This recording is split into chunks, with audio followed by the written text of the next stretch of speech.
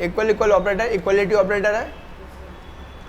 और equality operator क्या काम आता है, आप दो वेरिएबल्स के बीच में जो वैल्यू रखी हुई है, दो वेरिएबल्स के पास में जो वैल्यू रखी हुई है, आप मैच कर रहे हो कि वेरिएबल ए या फिर वेरिएबल बी दोनों के पास में सेम वैल्यू है क्या, इक्वलिटी ऑपरेटर। सेकंड जो है लेस देन,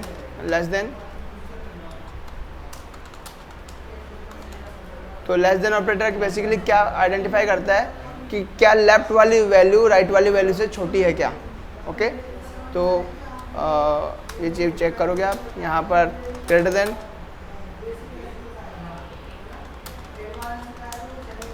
देन ऑपरेटर क्या टेस्ट करता है कि लेफ्ट वाली वैल्यू क्या राइट वाली वैल्यू से बड़ी है क्या। ओके, एंड लेस इक्वल है लेस देन और इक्वल टू,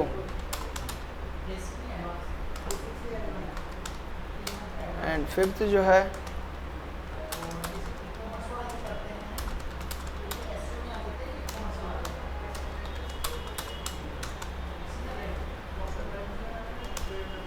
ओके, तो लेस इक्वल क्या है, इसमें या तो लेस होगा या तो छोटा होगा, लेफ्ट वाला वैल्यू जो है या तो छोटा होगा राइट वाले से या इक्वल होगा।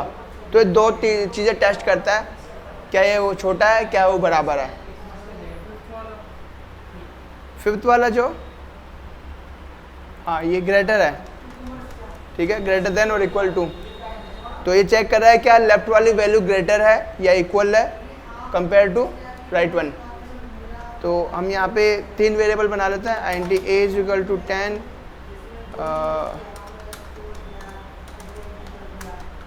int देखो अगर हम यहाँ पे करते हैं इस तरीके से और यहाँ पे दूसरा वेरिएबल बनाते हैं int b is equal to c, तो देखो हमें यहाँ पे जो है एक एरर मिल रहा है।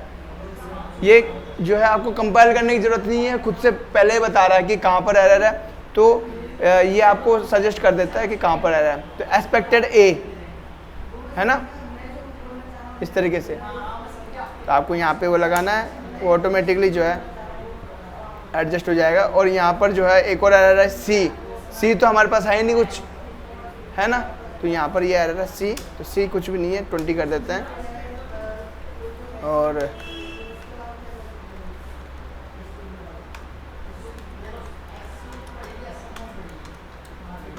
and to c is equal to 10।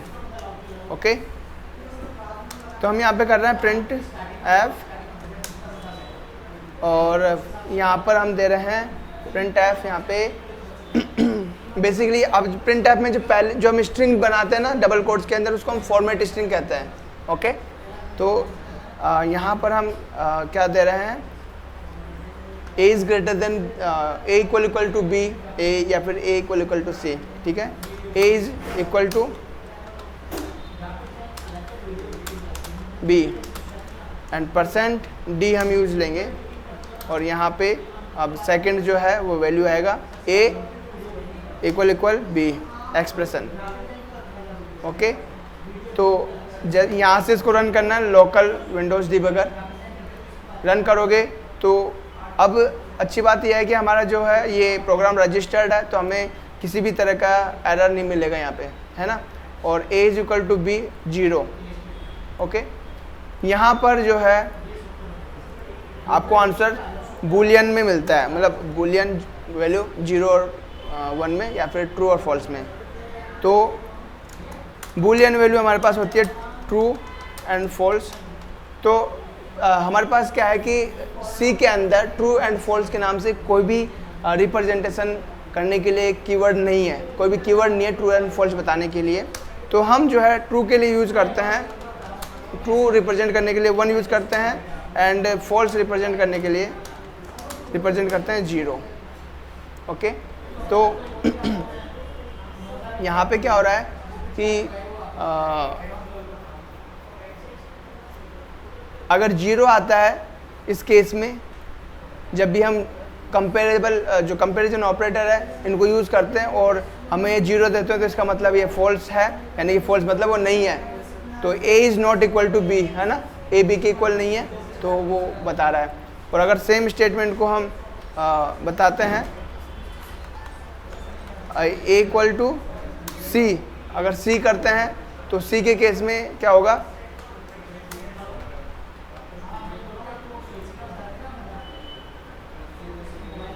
सी के केस में ए इज इक्वल टू सी, है ना, ये आ रहा है। हम स्लैश एन अगर यहाँ लगा देते हैं, दोनों के केस में स्लैश एन लगा देते हैं, और एक मिनट,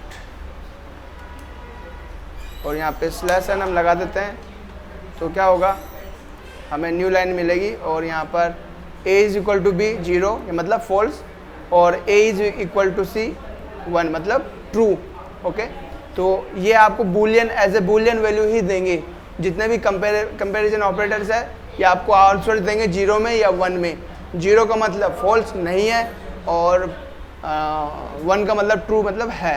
ओके, तो यहाँ पे अगर हम दूसरा बनाते हैं, a is less than to a, और यहाँ पे लगा दो a, ठीक है।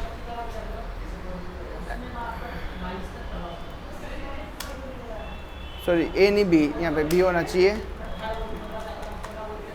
b। तो हम चेक कर रहे हैं क्या a जो है b से छोटा है। ओके, तो डेफिनेटली हमें पता है कि a जो है b से छोटा है। ओके, तो रन करते हैं और हमें मिलेगा इसके लिए 1। a is less than to B, a less than b, तो 2 हमें यहाँ से हटा देना था। Okay, a is less than to, a is less than b। Clear है? तो इस तरीके से आप अदर चेक कर सकते हो। और अगर आप इक्वल वाला चेक करोगे तो इक्वल वाले में क्या होगा, वो दो चीज़ें टेस्ट करेगा, क्या वो छोटा है, क्या वो बराबर है। ओके, तो अगर वो छोटा है तो भी ट्रू होगा, अगर वो बराबर है तो भी ट्रू होगा। ओके, लेकिन इस केस में जैसे हम सी पे करते हैं, सी पे काम करते हैं, a लेस देन सी, तो इस केस में हमें मिलेगा फॉल्स, क्योंकि वो छोटा नहीं है, वो बराबर है। ओके, अगर हम सिर्फ लेस देन या ग्रेटर देन चूज करते हैं, लेस देन या ग्रेटर देन, तो क्या होगा, हमें फॉल्स मिलेगा, क्योंकि ना ही वो छोटा है ना ही वो बड़ा है। a जो है b के बराबर है, a 10 है और b भी 10 है, तो दोनों ही इक्वल है। और हमें जो है लेस देन और ग्रेटर देन वाले दोनों ही केसेस में क्या मिलेंगे, फॉल्स मिलेंगे। तो यहाँ पे a is less than c, एक मिनट, हमने यहाँ पे c नहीं रखा है, ठीक है। a is less than c, false, a छोटा नहीं है। अब अगर हम यहाँ पे इक्वल लगा देते हैं, इज लेस देन और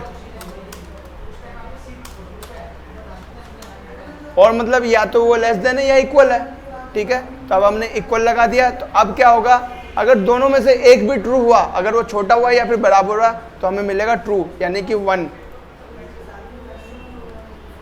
इज लेस देन 1 और इक्वल टू, ये लेस देन के लिए तो हमें मिल रहा था फॉल्स, बट वो इक्वल है, इस वजह से वो जो है हमें 1 मिल रहा है। तो इस तरीके से कंपैरिजन ऑपरेटर काम करते हैं। क्लियर है? नाउ यहाँ पे हम चाहते हैं कंपैरिजन ऑपरेटर के बाद में लॉजिकल ऑपरेटर। लॉजिकल ऑपरेटर्स काफ़ी ज़्यादा यूज होते हैं, और लॉजिकल ऑपरेटर जो है कंबाइन करने के लिए ज़्यादा यूज होते हैं, और मल्टीपल कंडीशंस हम टेस्ट कर रहे होते हैं कि अब ये भी कंडीशन होनी चाहिए, ये भी कंडीशन होनी चाहिए, तब जाके हम लॉजिकल ऑपरेटर्स यूज कर रहे होते हैं। तो हमारे पास में 3 जो लॉजिकल ऑपरेटर है, उनमें से पहला है एंड ऑपरेटर, ठीक है। दूसरा है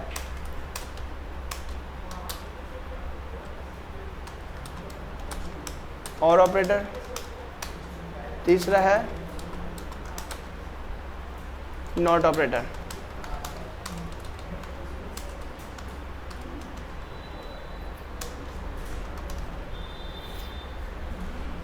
ठीक है, तो इनको समझते हैं, लॉजिकल ऑपरेटर एंड और ऑपरेटर। तो यहाँ पर हम एक सेपरेटर बना रहे हैं, एफ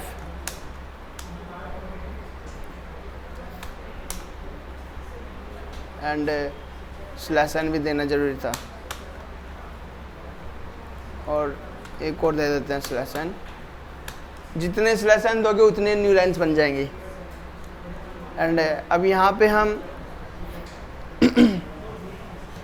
कंबाइन कर रहे हैं दो चीज़ों को। पहला printf फंक्शन, तो मैं यहाँ से कॉपी कर लेता हूँ एक को, और अब हम कंबाइन करना चाहते हैं क्या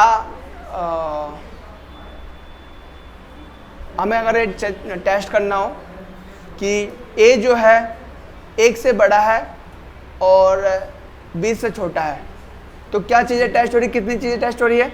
2 चीज़ें टेस्ट हो रही है कि a जो है 1 से बड़ा है, मतलब a is greater then 1, okay. और दूसरा टेस्ट क्या है कि जो है a इज लेस देन 20, हम ये टेस्ट करने वाला है। तो अगर हम यहाँ टेस्ट करते हैं a इज ग्रेटर देन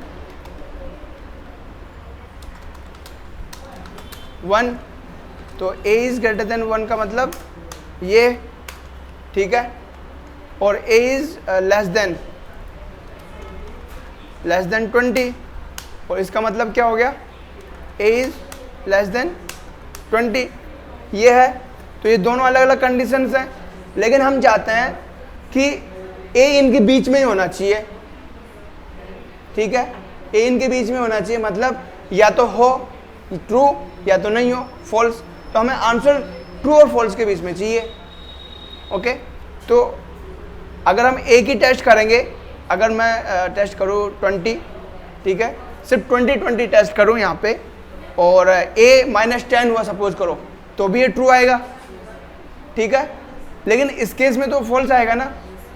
लेकिन हम चाहते हैं कि हम एक ऐसा लॉजिक बनाएं दोनों को यूज करते हुए कि वहाँ पर दोनों ही अप्लाई हो और हमें आंसर भी मिले, ओके। तो यहाँ पे दोनों कंडीशंस हम कंबाइन कर देते हैं, और वो कंबाइन कैसे लिखी जाती है?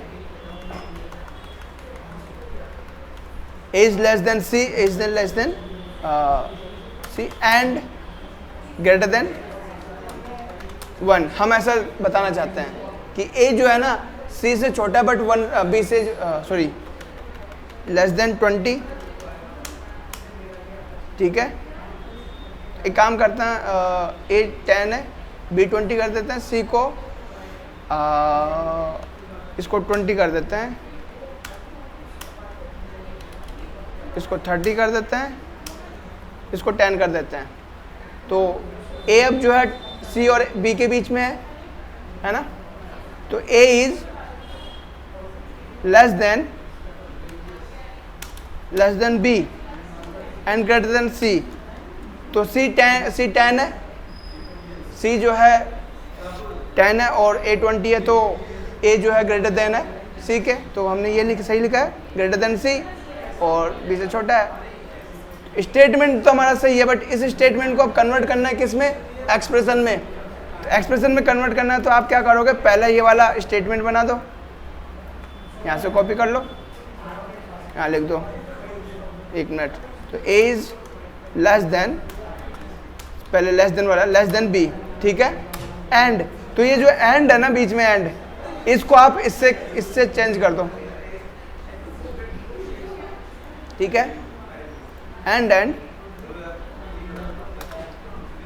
a is greater then c, okay, and greater than c। तो ये जो आपने जो स्टेटमेंट लिखा ना ये वाला, इसको आप कन्वर्ट करते हो ऐसे, ओके। एंड अब हमें जो है आंसर मिलेगा क्या?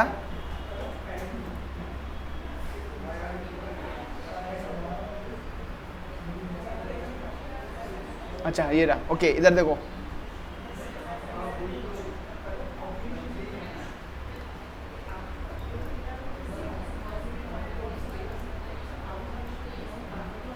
इधर देखो, a is greater then 1, okay, 1 minute.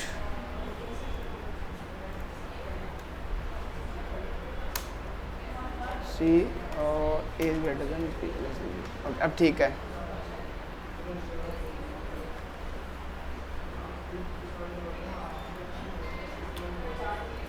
ठीक है,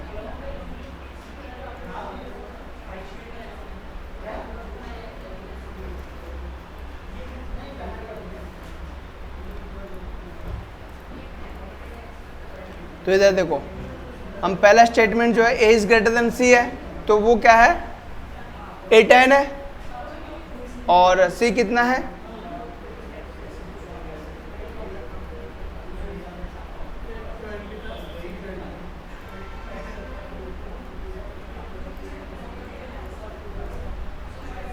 अब ठीक है।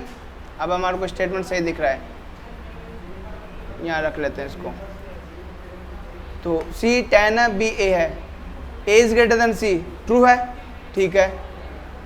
A is less than B, A जो है B से छोटा है, ट्रू है। जब दोनों ट्रू होते हैं तो हमें मिलता है ट्रू। अगर दोनों में से एक भी फॉल्स हुआ ना तो हमें मिलेगा फॉल्स। ओके, तो एंड वाला केस जो है, एंड वाला केस किस तरह से काम करता है, एंड वाला केस काम करता है, अगर हमें पहली वैल्यू, एंड से पहली वैल्यू मिलती है फॉल्स, एंड ट्रू, तो हमें आउटपुट में मिलेगा क्या, फॉल्स। एंड यहाँ पे ट्रू होता है, एंड हम करते हैं फॉल्स ट्रू, सॉरी ट्रू नहीं फॉल्स, एंड यहाँ पे true, and true true, false, and false false. यानी कि हमें ट्रू किस केस में मिल रहा है, सिर्फ दोनों जब ट्रू होते हैं। अगर एक भी फॉल्स हुआ तो अगर यहाँ पर हम कर देते हैं ये 20 है ना, तो इसको कर देते हैं 15। तो अब क्या हुआ, इनमें से जो है एक कंडीशन जो है वो क्या है, ए ग्रेटर देन सी, तो ए जो है सी से ग्रेटर देन है, ट्रू है। A less than B, A B से छोटा है, नहीं, अब बी से छोटा नहीं है, तो अब हमें मिलेगा फॉल्स। दोनों में से एक भी फॉल्स हुआ हमें फॉल्स मिलेगा। ओके, तो ये इस तरीके से काम करता है और ये काफ़ी ज़्यादा यूज होने वाले हैं ये ऑपरेटर्स, और इन्हीं ऑपरेटर से हम लॉजिक्स बनाते हैं और कंडीशंस बनाते हैं। और ऑपरेटर किस तरह से काम करता है, अगर हमारे पास में एक तरफ फॉल्स है लेफ्ट साइड में और एक तरफ ट्रू है, तो भी हमें ट्रू मिलेगा, ठीक है। तो इधर ट्रू है, सॉरी यहाँ पे एंड नहीं लगेगा, यहाँ पे और लगेगा, और फॉल्स, यहाँ पे आएगा ट्रू, और यहाँ पे फॉल्स मिलता है और यहाँ पे फॉल्स मिलता है, तो ये हमें फॉल्स मिलेगा। और यहाँ पे ट्रू मिलता है और यहाँ पे ट्रू मिलता है, तो ये हमें ट्रू मिलेगा। तो यहाँ पे सिर्फ फॉल्स एक केस में मिल रहा है, जो कि दोनों ही फॉल्स होने चाहिए। ओके, और के केस में ये होता है। नोट में जो है, नोट में हमें कोई भी दो वैल्यू नहीं होती है, ये एक यूनरी ऑपरेटर है, मीन्स आप एक ही वेरिएबल के साथ काम करते हो। यहाँ पे और ऑपरेटर और एंड ऑपरेटर जो है, दोनों ही दो वेरिएबल्स के साथ काम कर रहे हैं, मतलब दो ऑपरेंड के साथ काम कर रहे हैं, मतलब इन्हें दो वेरिएबल्स के साथ हम यूज कर सकते हैं। ओके, मतलब हमें ये करना पड़ेगा। लेकिन जो नॉट ऑपरेटर है, ये सिर्फ सिंगल ऑपरेंड के साथ काम करेगा, सिंगल वेरिएबल के साथ। तो यहाँ पे आप क्या करते हो, सबसे पहले वेरिएबल से जस्ट पहले आप जो है इस तरह से नॉट ऑपरेटर लगाते हो, फिर आप वेरिएबल लिखते हो। तो वेरिएबल अगर ट्रू दे रहा है तो ये कन्वर्ट हो जाएगा किस में, फॉल्स में, और अगर यहाँ पे है फॉल्स तो ये कन्वर्ट हो जाएगा किस में, ट्रू में। ये है, तो ये रिवर्स कर देता है आपके रिजल्ट को। ओके, तो यहाँ पर चीज़ें ध्यान से रखनी है एंड इस तरीके से लॉजिक लगाना है। ओके, और अगर हम यहाँ पे अब इस केस में अगर हम वो करते हैं, इस केस में हम करते हैं ए इज लेस देन, और यहाँ पे हम लगा देते हैं और, तो और कन्वर्ट हो जाएगा किससे, और से। तो अब अभी तो यहाँ पे आ रहा था 0, लेकिन यहाँ पे आएगा 1। ओके, यहाँ पे आएगा 1। तो 1 क्यों आ रहा है, क्योंकि यहाँ पे और लग गया। दोनों में से एक भी ट्रू हुआ तो ट्रू आएगा। तो हमारा देखो इधर देख लो ना, एक फॉल्स आ रहा है। अगर एंड के केस में एक भी फॉल्स हुआ तो दोनों हमें रिजल्ट मिलेगा फॉल्स, और के केस में एक भी ट्रू हुआ तो हमें मिलेगा ट्रू। ठीक है, ये है लॉजिकल ऑपरेटर्स। ओके, एंड इनसे हम बनाते हैं प्रोग्राम्स, इनका यूज करते हुए प्रोग्राम्स बनाते हैं। तो कहाँ यूज होते हैं? ये हमारे कंट्रोल स्टेटमेंट्स में यूज होते हैं। हम जब चाहें हमारे जो प्रोग्राम को जो कंट्रोल कर सकते हैं इनके हिसाब से कि ये प्रोग्राम इस तरह से चलना चाहिए, ये प्रोग्राम ये कंडीशन हो तभी चलना चाहिए। ओके, तो इसके बाद में हम क्या करेंगे, ये जो ऑपरेटर्स है इनके बाद में हम क्या करेंगे, हम जो है कुछ बेसिक फंक्शनलिटीज़ बनाना सीखेंगे और उनमें शुरुआत करेंगे सबसे पहले इफ़ एल्स स्टेटमेंट से। ओके, तो इफ़ एल्स स्टेटमेंट क्या होते हैं? वो किसी पर्टिकुलर कंडीशन को टेस्ट करते हैं और कंडीशन ट्रू और फॉल्स आपको देता है। ओके, एंड वो कंडीशन जो है इन्हीं लॉजिकल ऑपरेटर और कंपैरिजन ऑपरेटर के साथ में मिलके बनाई जा सकती है।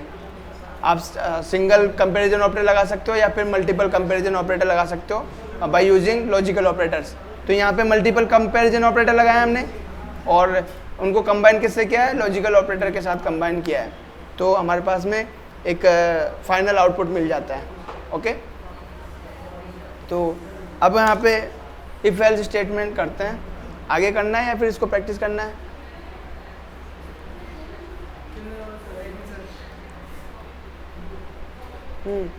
सर